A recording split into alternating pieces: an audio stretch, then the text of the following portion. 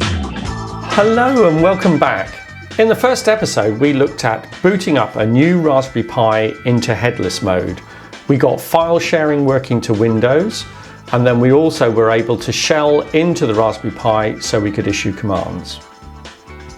In the second episode we looked at setting up .NET 6 on the Raspberry Pi and getting Visual Studio Code up and running and being able to build and deploy on the Raspberry Pi.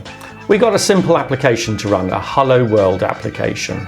In this, the third episode, we're going to look at connecting a button and an LED to the Raspberry Pi and writing some C# code that will access the GPIO. Welcome to All the Gear, No Idea.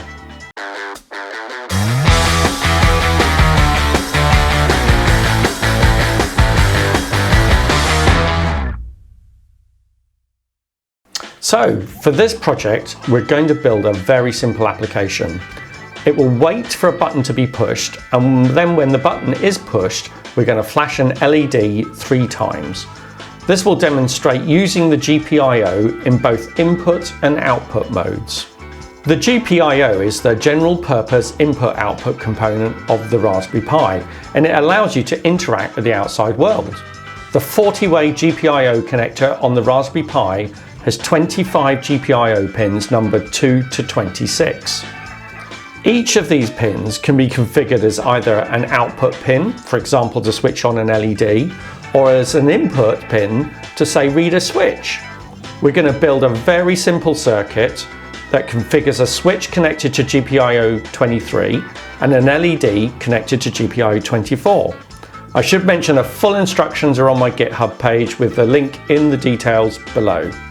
For components, you will need an LED, a 330 ohm resistor, although a larger size will be okay as well, a push to make switch, a breadboard, and some breadboard jumper wires. Breadboards are a simple, convenient way of prototyping circuits and experimenting with Raspberry Pis.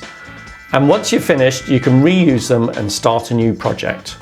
Breadboards come in a number of sizes, but all follow the same design. They typically have power rails that run in one direction, and then everything else runs in the other direction.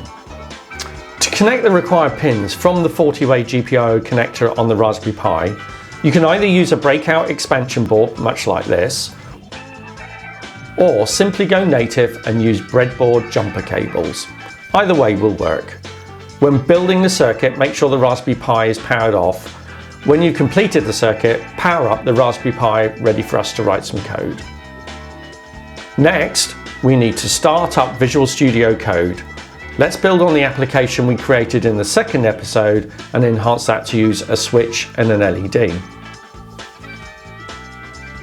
The first thing we need to do is add the .NET package that knows how to talk to the GPIO.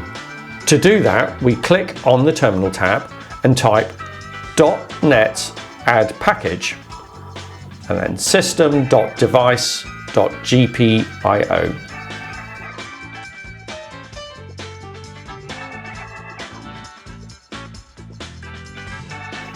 Excellent. Now we're ready to add some code. So one of the first things we've got to do is we need to add a using statement at the top here. So I'm just going to paste in. And then I'm going to add a blank line, and then we need to position to the end on line 5. So let's just position there. There we go. To make it easier, head over to my instructions on the GitHub page and scroll down until you see the C# code, click copy and paste it into your application.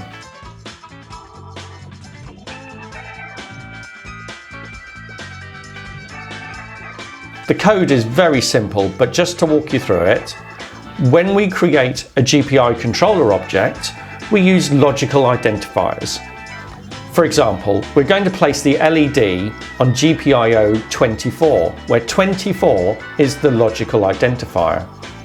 The GPIO is found on pin 18 on the 40-way connector.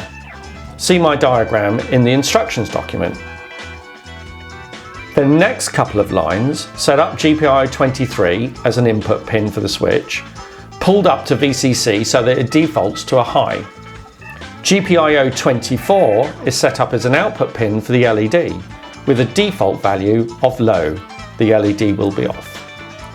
The rest of the code goes round in an endless loop, pausing for 100 milliseconds each time at the end. And on each iteration of the loop, it reads the switch GPIO and checks if it's gone low. The switch, when pushed, connects the GPIO pin to ground, forcing it low. When it detects the switch has been pushed, it then goes through a loop, toggling the LED GPIO pin from low to high to low, pulsing the LED 3 times. So we're ready to go. Click Run and Debug. Select .NET Core Launch Remote. Click Start Debugging.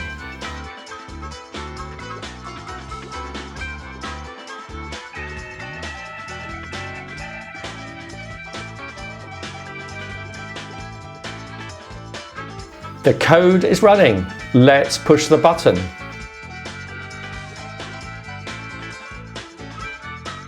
Yeah, it worked. Let's halt the application. So in the video so far, we've gone from an empty Raspberry Pi to be able to read a switch and light LEDs. Please feel free to ask any questions below in the comments and let me know if you have any suggestions for the next episode. Please subscribe as it helps me gauge interest and provide any feedback through the comments. As always, thank you for watching.